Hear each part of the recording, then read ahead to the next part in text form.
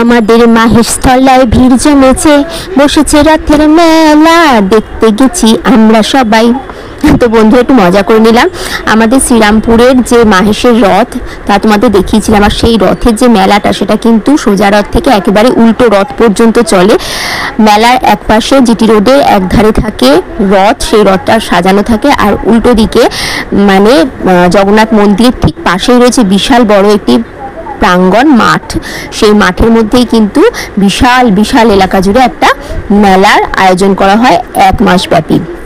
তো সেই মেলাতেই কিন্তু আমরা আজকে চলে গিয়েছিলাম, আমি আমার হাজবেন্ড আর ছেলে। আর এত এত মেলার মধ্যে জিনিসপত্র দেখলে পুরো চোখ ধাঁধিয়ে যাবে। প্রায় 150 থেকে 200-র ওপরে দোকান, এবং এক একটা জিনিসের দোকান প্রায় 10-12টা করে, মানে একই জিনিসের দোকান, এরকম ভ্যারাইটি মানে চোখ ধাঁধিয়ে যায়। এখান থেকে একটা কিনলে মনে ওখান থেকে আরেকটা কিনে এরকম। আর এই মেলাটায় কিছু কিনতে গেলে মোট কথা একটা বড় ব্যাগ না নিয়ে গেলে মন ভরে না। আর সবচেয়ে বড় কথা হচ্ছে এটা আমাদের এখানকার সবচেয়ে বড় ঐতিহ্যপূর্ণ মেলা এবং প্রাচীন মেলা। দেখো এখানে মেলায় কিন্তু যে ট্রেন্ডিং কাচের চুড়ি, সেখানে ছিল অসম্ভব ভিড়। আমি প্রচুর ভিড় ঠেলে তারপর সেই কাচের চুড়ি ভিডিও তুলেছি, যেহেতু শ্রাবণ মাস এখন ট্রেন্ডিং কাচের চুড়ি। তো আমি যদিও কিনিনি সেই কাচের চুড়ি। রকম ঠাকুরের মূর্তি ও পুজোর বিভিন্ন সরঞ্জামেরও দোকান এখানে বসে। সবচেয়ে বড় কথা, ঘর সাজাবার যাবতীয় জিনিস থেকে বাচ্চাদের খেলনা, রান্নার ঘরের বিভিন্ন হোম ডেকর থেকে, কিচেন ডেকর থেকে, তাছাড়াও রয়েছে পর্দা, কুর্তি, সব যাবতীয় জিনিস এই মেলায় পাওয়া যায়, এবং দামও কিন্তু রিজনেবল। দেখো এখানে কিন্তু লাবুবু চাবি রিং আমি দেখতে পেয়ে গেছি, লাবুবু স্টাইলে, যেটা খুব ট্রেন্ডিং চলছে।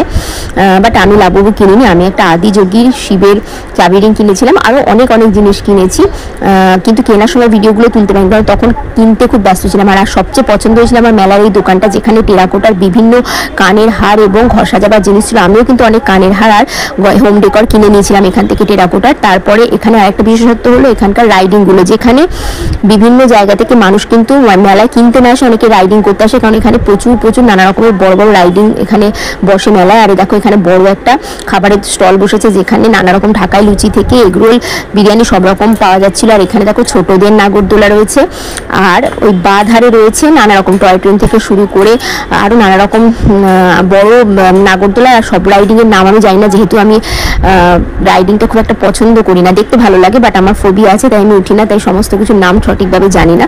শুধু ম্যারিগো রাউন্ড অর্থাৎ নাগরদোলার নামটাই জানি, আর নৌকা, তারপরে আরও নানা রকমের ছিল, যেগুলো মোটামুটি মাথা ঘুরিয়ে দেবে, স্বর্গমর্ত পাতাল আমার এক করে দেয়, আমার দেখলেই কেমন একটা হয়। তো যাই হোক, অনেকেই এই জিনিসগুলো চড়তেও আসে। আর আমি দেখো এখানে পুতুল নিয়ে খেলা করছিলাম, আর আমার ছেলে খেলনা খুঁজছিল। ছেলে খেলনা খোঁজার সুযোগে আমি কিন্তু পুতুলগুলো নিয়ে বেশ ঘাটাঘাটি করছিলাম। আমার পুতুলের দোকানগুলো ভীষণ ফেভারিট।